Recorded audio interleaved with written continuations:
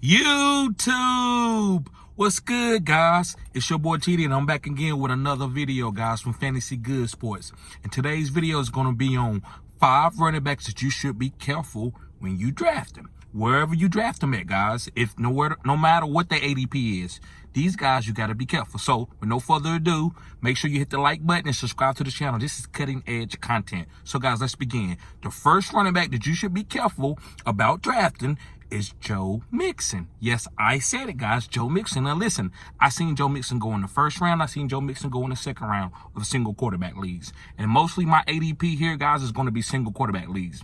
And, guys, the reason why I don't give you a lot of ADP, because I play in Superflex, and we're always going to be off. Superflex ADP is 2 rounds off.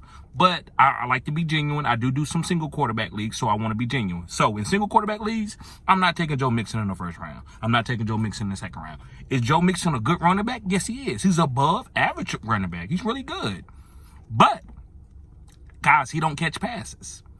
This is huge. You know, Alvin Kamara never had like a true, real type bell cow role, but he catches passes and it makes him the top 3, maybe the number 1 RB in the whole fantasy world, right? So Joe Mixon, if you ain't Derrick Henry, I don't know if I can trust you that early. If you ain't catching no passes, they talking about Chris Evans is playing good. They talking about accentuating Puka Williams. I mean, not Samaje Perine ain't even back yet. So I don't even know what they're going to do with him. If they're going to cut him or what. So to me, Joe Mixon is a good player. It's just his ceiling. Guys, I'm about getting ceiling, especially in the higher rounds. 1st, 2nd, 3rd round. If it was like 8th, 9th round, I might be like, okay, I'll take an opportunity on Joe. He's going to be a great value. But in the 1st, 2nd, 3rd round, I can't take that chance. So Joe Mixon, you're a good running back, but I can't draft you in fantasy because you don't catch passes. It's that simple. All right, let's move on. The next running back, guys, that you should be careful, and this guy's going in the same spot. The 1st, 2nd, I haven't seen him really a lot. And as time been going on, maybe people have been fading him just a little bit to the 3rd, but he's going 1st and 2nd. This is Javonte Williams. Now, listen, I'm going to go ahead and give Javonte Williams his credit. This guy runs hard behind his pass. He's an awesome back. But, guys, they don't want to give him 25 carries. No team wants to give their running back 25 carries like that unless it's a certain type of offense, because they know in 3 years you're going to be wore down. I said what I said, guys. So listen, Javonte Williams is a good running back, just like Joe Mixon. But the thing is, he had to share carries with Melvin Gordon, and I just can't take him that early. Now, if he was like a 6th, 7th round running back, you would have something there. But by him going 2nd or 3rd round, I just think he don't have enough ceiling. He's not getting enough carries. Now, listen, if somebody get injured, yes. But who's drafting when somebody get injured? Oh, he's injured. I got an RB1. No, I'm not drafting that.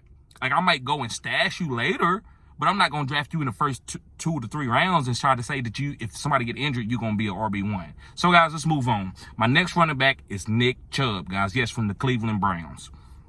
And listen, Nick Chubb is a good running back. I have nothing bad to say. I can't break Nick Chubb's game down and say anything negative about him, other than he just don't catch passes. And again, it's the same thing that I said about Javonte. If you're not catching a lot of passes, it hurts you in PPR. And for standard league, guys, you can throw this list away.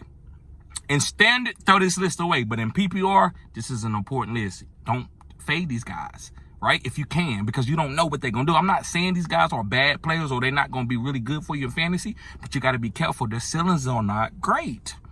I said what I said. Now, listen, Kareem Hunt, I don't think necessarily that he's better than Nick Chubb, but the way they use him, it makes Kareem Hunt a better value than Nick Chubb. That's the only thing, guys. That's why I don't pick a lot of Nick Chubb, because I'm like, I can get Kareem Hunt, and I still be okay with those 13, 14, 15 points. I don't got to have the 25 points that Nick Chubb may get 2 to 3 times a year. All right? So let's move on, guys. My next running back that you should be careful drafting, and this guy's from the Los Angeles Rams, is Cam Akers. Now, listen, Sean McVay just came out and said that he's not going to give Cam Akers all the carries. He's going to try to use Darrell Henderson and other guys, right? So, Cam Akers is a good player before the injury. After the injury, I don't really know, right? I mean, I think he's solid. I think I would still have him on the team. I would still give him a lot of carries, but not all the carries. And does he catch passes? Maybe. If he catch passes, he might be okay. Could be a top 24 running back. I don't believe he's a top 12 running back. Only on touchdown upside, like some James Conner stuff, that he could be a top 12 running back. If you believe that, then you go ahead and get you get him, Cam Akers, right? Because catching passes accentuates you.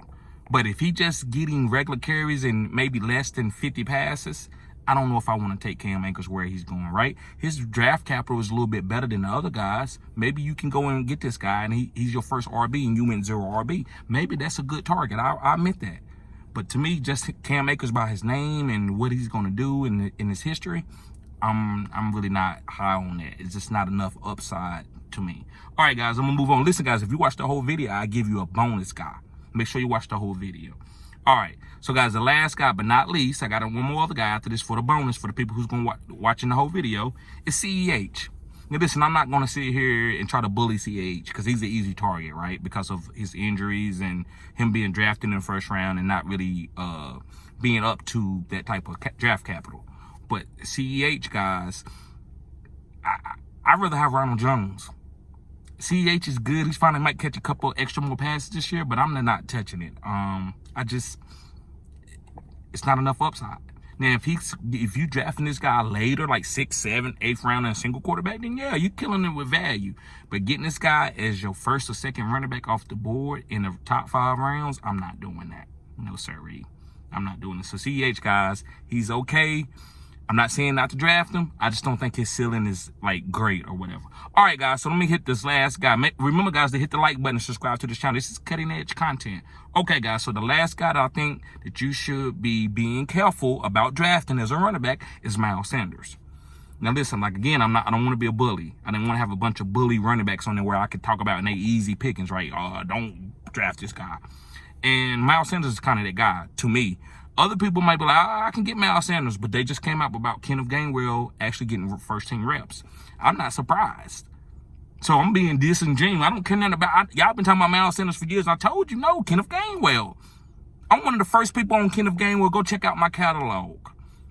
So listen, guys, Miles Sanders, he's okay. I think he'll get some carries. He might be able to spell Boston Scott or Kenneth Gainwell and come in. He might get 10 carries.